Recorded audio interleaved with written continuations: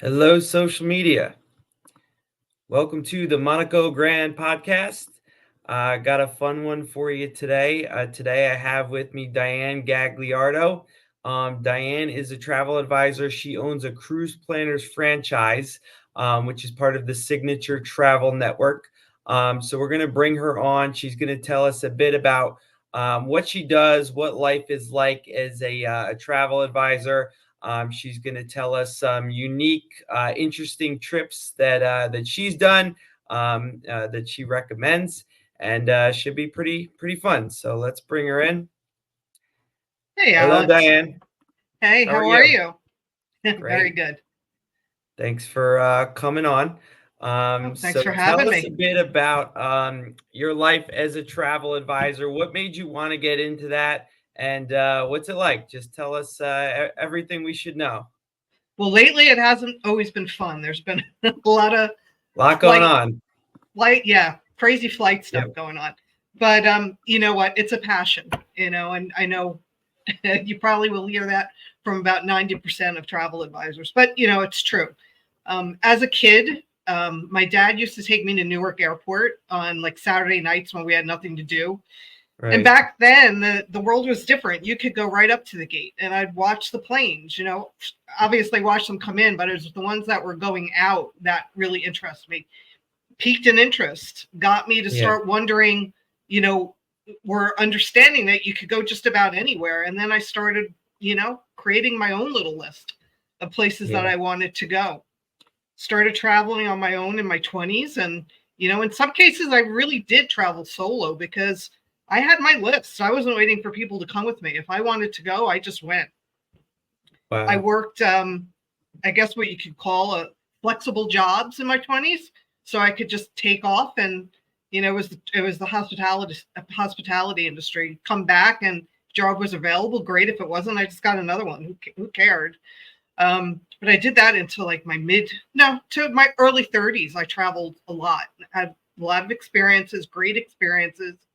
And now the passion is to create itineraries for others, so they could experience what I did. It really did change my life, That's travel. so cool. Is there like one trip or one place you've been that kind of stands out as something? I mean, I'm sure there's so many, but if you had to pick like one that was really cool in your own experience that you'd like to share. I Yeah, you know what? I did a trip, whitewater rafting down the Colorado River, and Hmm. that was that actually was pretty. That was pretty cool. That was fun. But Wow. I also backpacked through Europe, and I was gone for about a month, so I definitely did see a lot. I think probably I love France, um, Yeah. but at one point I stayed at a chateau. I mean, you just kind of wander around and you meet people, and people are with you for a little bit of the trip, then they leave, and then new people come in. But I spent time in a villa in the Beaujolais wine country. It was great. I Wow. was there for close to a week, actually, just getting drunk really and spending time with the local people, Oh, that's so drinking nice. Beaujolais. Yeah, it was great. That's so cool. Yeah, that's super fun. I love to travel. I've been, yeah, did Europe too. We did a really nice trip there like 7 years ago, and I got engaged on the gondola in Venice, so that was No, there you cool. go. And yeah, we did Paris, Munich. It's just like life changing doing a trip like that. It is. It Um, is life changing. You're absolutely yeah, right. seriously. So your tagline, so to speak, is unique journeys tailor made. So you're all about customizing your trips for individuals. So when someone reaches out to you for guidance, when you help them with their trip, you really make it like specific to them and what they want. So why is that important? And why do you do that basically? You know what? Sometimes the first time someone comes to me, it's hard to get a lot of information from them. But what I try to do is have a conversation with them, try to learn a little bit about them. Why is it important? Customization really is key to a vacation. I mean, everyone deserves a vacation. Some people only get a vacation one time a year. Yeah. It shouldn't be all about the kids. It shouldn't be all about the spouse. You True. needs to be a little bit about you too. Yeah. So I just get to know people. It could be just a normal conversation, and I'll just pick up something from something that you said, and I just try to incorporate it into the itinerary in some way. They find out, obviously, because they get the itinerary before they say, okay, go ahead, go on with it. But, Right. sometimes, a lot of times it's a surprise when all of a sudden I put something handpicked in the itinerary for them. Yeah. That's so cool, and I'm sure your clients appreciate getting that attention to detail, and, Hmm. it's not like a one size fits all thing. Everybody's different, so that makes a lot of sense to me. Okay, cool. What would be how would you say that you stay on top of because things change, right? And places change. So how do you stay on top of like the trends and what's changing in the travel industry, I guess, for people? So it's a little bit homework. It's a little bit adventure, I guess you could say. I'm fortunate because I have cruise planners and signature travel behind me. Right, So they feel it. I mean, I literally can spend every day for a week just doing webinars and seminars and stuff like that with them. But there's also other industry things out there, ASTA, which is a society for travel advisors. We have trade shows. So we meet with a lot of the travel professionals out there. And we got to get a lot of good information there. But I also travel. So, yeah, I've been to the Caribbean. I've been all over. Um, you know, Granted, maybe one place I've been to 5, 6 years ago, but I may not be up to date, so to say, for that. The last year on a certain hotel. But I also right, have like hundreds and hundreds of travel advisors that I can go to, and just there have been many times where I just go and I say to Signature Travel Network or to cruise planners, and I say, hey, has anyone been here recently? My client yeah, read a review. It was a bad review. What do you think? right, Because you can't always read reviews on TripAdvisor and yeah, think that they're all real, because they're not. exactly, yeah. What is popular right now? What are some in places? I have one guess. I know I seem to see it all the time, and I went there recently, but I'll let you answer. What's like in right now? Where do you see like, a lot of people going? I will say one place that never is out is Iceland. Ooh, Everybody that's always wants to go to Iceland. I want to go. Um, I mean, it's beautiful. The landscapes are beautiful. You have Yeah, the northern lights, you have glaciers, you have the hot springs. Um, Japan, actually, Japan has become very popular. I think it's wow, a. I think that has to do with a lot about the ancient tradition, really? technology. Yeah, I Yeah, had actually people who wanted to go just because they wanted to try the vending machines in Japan. yeah, Because that's there's food vending machines, like right. everything. Everywhere, yeah, that's what I've So seen. they That wanted seems they so wanted to cool. try that. That's why they wanted to go to Japan. Is There were going to other Japan reasons like too. living 10 years in the future? That's like kind of how I've heard of it. It's like Yeah, they're a little that's what ahead. they say. Yeah, that's what they say. Um, Yeah, Greece is also you real said it. popular. That's what I was gonna say. That's the one that like I always see people going there. I went for a wedding last summer. My friends, it was amazing. But yeah, Greece is like I see everyone going there. Yeah. Well, the history. You got the history. You have the beaches. It's Yeah, just. I mean, it's great. Um, yeah, and for me, strangely, actually, it's. I've always booked it, but not so as much as I am now. But Saint Lucia in the Caribbean is actually ooh, yeah. really popular for me for next year. Oh wow, You yeah. know, So about that, how far in advance do you suggest like people book a trip? Because you say a lot of them are really booked up, right? yeah. I mean, you got to think of it this. I mean, I would say so. Air is always released 365 days from your return. So not from the time that you leave, from your return. Okay. And then sometimes it's not, sometimes it's a little bit later than that, but maybe like a week later. So I generally like for air to be released before I actually start doing an itinerary, just because the pricing is just so crazy. You don't want Yeah. somebody to get caught off guard where you have an itinerary, but they don't have the air, and then they find out that they have to pay an additional $3,000-$4,000 for air. Oh my God. So I generally say you want to start at least 10 months before. Okay. And the reason for that is, I mean, you don't want the leftovers. Yeah. So if people are booking, and you have something that you really want to do or a place that you really want to stay, you want to get in there and you want to grab the pricing or you want to grab the place. But the pricing is also better the earlier out you book. Right. Right. So definitely good to book early and probably at least 10 months in advance, huh? Yeah. Okay. Preferably. Now, when something goes wrong, like what do you do? Like are you able to help your clients if there's like an emergency, something goes haywire in their trip? How does that all work? So you got to stay very calm. But Yeah. yes, I absolutely do help them. So obviously in travel, I mean, so many different things can happen. Yep. So first you have to control your controllables. So the way to do Yeah. that is you use travel providers that you trust. I mean, there's Yeah. nothing worse than having a transfer set up for someone and they're going to the airport to go home and the person just doesn't show up.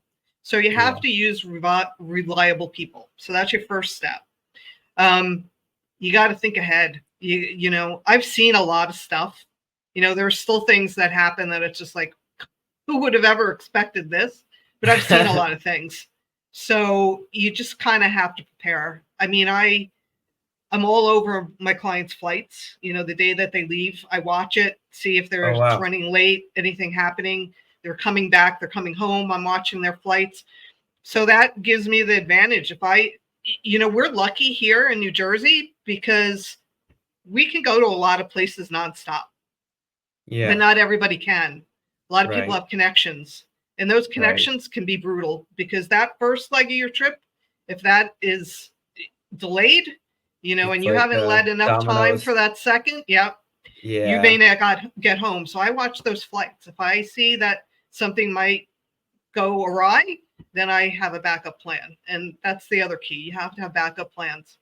It Yeah. makes those situations that are unexpected a lot easier to juggle. Yeah, that's like the worst when, the flight's delayed and you're stuck somewhere. It's like, late. That can be a nightmare. So, definitely, you could see the value in having a travel agent to help. So what else as far as like, what should people know about why they should get a travel agent? I feel like a lot of people don't know that they should do that. So like what's the pros and cons of having a travel agent? Like what would you say to people about that? So, definitely, I think everyone should use a travel advisor. I used a Yeah. travel advisor before I was a travel advisor. Yeah. You get that personal attention. I mean, in today's world, nobody has customer service, or it's very little. Yeah. So, when you have somebody that, I mean, for me, I mean, somebody calls me, I'm the one who answers the phone. I answer the Right. phone. You don't have to hit numbers to get to me. I answer the phone. Um, but having a travel advisor, especially, you know, there are some travel advisors who book and they book in volume. I do well in my bookings, but I don't book in volume because I like to pay extra special attention to people. And I do give Yeah. that customization and the itineraries and stuff like that. So you have someone who has experience and knowledge. You have somebody who's going to fight for you when things do go Yeah. sideways. Yeah. Um, you just have that backup, and it's the customer service end of it, and it's a value add. A travel advisor is a value add. Yeah. And I guess it's up to the person to, if they think value is important, then you go to a travel advisor. If you're just looking to book something and you're just looking to just get away and just lay on a beach, maybe the value isn't there. But For a Right. lot of people who want to do the customization and wanted to, experience more, Yeah. that's where a travel advisor comes in. Definitely. Yeah, that's so cool. And yeah, to me, I know I always, want to make sure I have somebody because, I don't know all the, the roadblocks that are out there. So to me it's just easier. Also, if you're busy, like I like just having someone that can, just help get rid of a lot of that legwork that I would be doing. It saves time and makes it a lot less stressful. So I totally get that. Now what Sometimes about being, yeah, go I was ahead. going to say, sometimes when people, they like, and some people do like to do stuff on their own, but you got to remember, depending on, whatever you do for your full-time job, you have to figure out what your worth is. Like if you've ever gone down that rabbit hole of the Right. internet trying to find something, you can spend hours upon hours. So, when at the Exactly. end of the day, if you think you're saving $20 or $25, how much of your time did you just spend? Right, time that you're now not working, so you're losing that money, so Yep. exactly. That's always the benefit of outsourcing is that you can keep doing what you do best and make money, and then, rely on someone like you to do that work where, you do it full time, you know this better than anyone else, so, totally, that makes sense. Now what about someone who wants to be a travel advisor? What like advice would you have for someone like that who's thinking about it as a career opportunity? Oof. Sometimes people, somebody will ask me, I'll be like, turn around and run. I know. Um, it's, you know what, it really is. And you know this too. That being that passion, you love it. And at the same time, sometimes you just absolutely hate it Oh yeah. because it's a lot of work. So the Yep. first thing I would tell them is that it's a lot of work. Don't quit your day job right away. You're Right never away. going to Yep. make the money immediately. It takes several years. And just you have to know people. The best way to get started is to know a lot of people. And Yeah. in the beginning, you gotta do you gotta do the research. You gotta Yeah. do the research when you're looking to book something for a client. um, and it's hours of research. But Yeah. you just kind of, if you really want to do it, you just got to kind of muddle through like the first 4 years, and then you Yeah. kind of figure out like your niche and where you Yeah. want to go with it. But the one thing, if I I would, I was gonna say, if the one thing that I had to do over, but I probably would do the same thing again. You just kind of in the beginning, you just take bookings, you do whatever you need to do. It just Right. really educates you, and then once you're secure and you're good at what you're doing, then you start branching off and you do what you really want to do. And don't be afraid to actually turn down bookings. If they're Yeah. not right for you, then you turn it down. This is the exact same thing as real estate. We actually, what we do is very similar in a It lot is of very ways. similar. Yeah. Yeah. No, it definitely is. Um, yeah, so all right, awesome. Um, That was very informative. I think this is something that a lot of people don't think about, and they should. Whether it's hiring a travel advisor for their next trip, or if they do want it as like another career. So that's super helpful. So thank you so much for coming on. And how can people reach you, Diane? On the phone. See, you got yeah. There you go. They already are. So my website is shipandShoreVacations.com. I'm Okay. also on Facebook as Cruise Planners Hunterdon County, I believe it is. Okay. Um, I don't know. Can I give my phone number? I mean, I don't care about giving my Yeah, phone go for number. it. Yeah. Number's 908-905-0555. Cool. Yeah, they'll be able to replay it, and grab that. So, Yep. awesome. Yeah, and if anyone wants to DM me for Diane's info, if that's easier, you can do that too. And cool. Anything else, or I think we hit everything? I think we did. Or you can Google me, actually. If you Google uh, travel agent Hunterdon County, I think I usually come up. Okay. Awesome. So thank you so much, Diane. Thank Appreciate you you. coming on, and we'll talk to you soon. Okay. All right. Great. Thanks. All right. Bye. Okay, guys, that was Diane Gagliardo, Unique Journeys, Tailor Made. She is the best travel advisor in the area. Highly recommend. So again, she reached out, or she gave you all the info you need if you want to reach out to her. And like I said, you can DM me. We'll be back on in a couple weeks with someone new. Thank you for watching Monaco Grand Podcast. Have a great day.